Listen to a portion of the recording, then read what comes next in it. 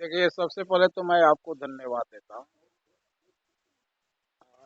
बुध की शाम और बुध के नाम में आपका स्वागत है, जो हमारी संस्था दुनिया में विगत काफ़ी वर्षों से चलते आ रही है। तो जहाँ तक आपके प्रश्न हैं, हमारी भारत सरकार और उसके बाद जो राज्य में जो चुनाव होने वाले हैं, इससे जो प्रभाव पड़ने वाले हैं।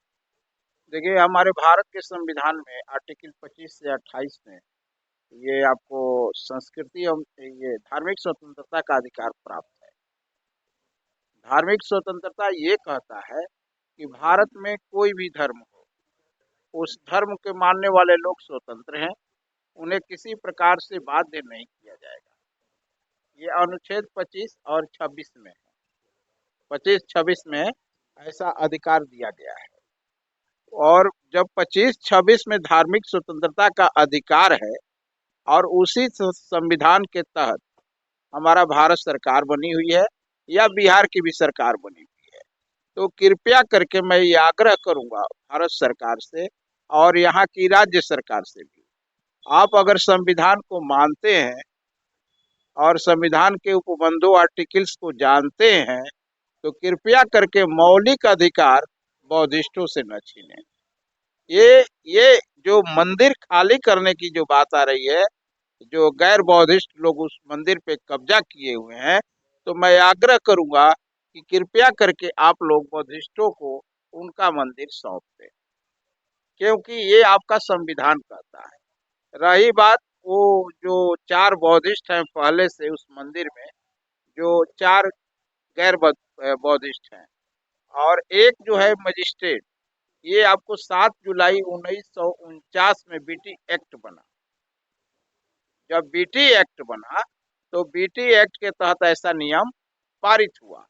तो 4 ब्राह्मण और 4 बौद्धिस्ट, ये 4 ब्राह्मण और 4 बौद्धिस्ट का जो सवाल आया, और एक मजिस्ट्रेट का, और वो मजिस्ट्रेट हिंदू होगा, वह मजिस्ट्रेट हिंदू होगा, ये बना था नियम। लेकिन जैसे ही बाबा साहब का संविधान 26 जनवरी 1950 को लागू हुआ, तो उस समय ये घोषणा हुई थी कि आज के बाद से जितने भी पुराने एक्ट हैं सारे समाप्त माने जाएंगे और नए सिरे से जो ये संविधान लागू हुआ, इसके नियमों, उपनियमों, अनुच्छेदों और सारे भागों को लागू माना जाएगा। भारत में आज 75 साल हो गए भारत के संविधान को लागू हुए, फिर भी आज संविधान अपने अनुच्छेद को लागू करने में महसूस नहीं कर रहा है, सफल नहीं हो रहा है। ये दुख की बात है।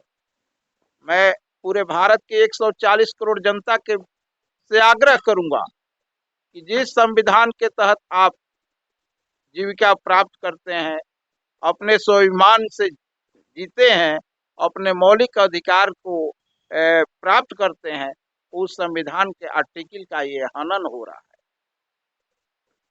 इसलिए अगर संवैधानिक दर्जा को थोड़ा भी अपनाती है सरकार, चाहे भारत की सरकार हो या बिहार की सरकार हो, तो कृपया करके जो बौद्धिस्टों का मंदिर है बोध गया, जहाँ से बुद्ध को ज्ञान की प्राप्ति हुई है, और अंतर्राष्ट्रीय स्तर पे जहाँ से इस बुद्ध को फैली है, तो कृपया करके विश्व का भी ध्यान में रखते हुए इस देश में न्याय किया जाए, बौद्धों के मंदिर को बुद्धों को सौंपा जाए। ये मैं तो ये बताइए, जो बिहार में जो विधानसभा चुनाव आ रहा है, इस पर अगर बिहार सरकार की तरफ से कोई भी कमेंट्स नहीं आ रहा, तो क्या विधानसभा चुनाव में कुछ फर्क पड़ेगा? देखिए, चुनाव ये सरकार बनाने का चुनाव है और राज्य की सरकार बहुमत से बनती है। तो मान लीजिए कि कहीं ना कहीं जो ये वास्तविकता की ओर बिहार आवाज उठाया है, बौद्धिस्ट आवाज उठाए हैं, और वास्तविक जो लड़ाई है, ये कहीं ना कहीं तो जरूर प्रभाव डालेगा और इसका निश्चित रूप से इस चुनाव पर प्रभाव महसूस होगा, क्योंकि लोग अब जो है 75 साल के बाद हकीकत से रूबरू हो चुके हैं। और रूबरू तो पहले से भी हुए थे, लेकिन जन जागृति इस प्रकार की नहीं थी।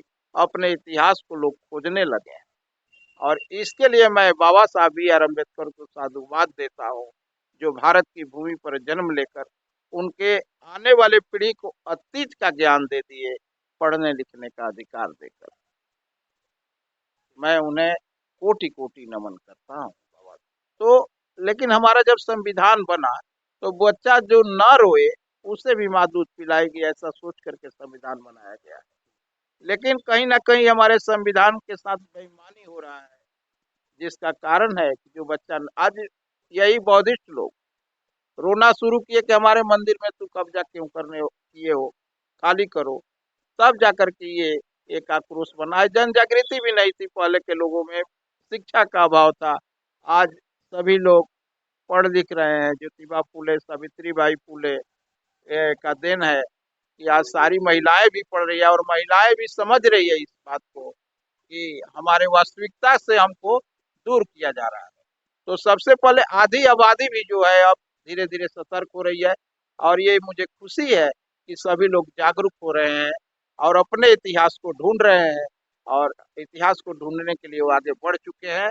और यह आंदोलन निश्चित रूप से आगे बढ़ेगा। अगर सरकार इस पर तत्काल ध्यान नहीं देती है तो इसका परिणाम बहुत आगे जाएगा।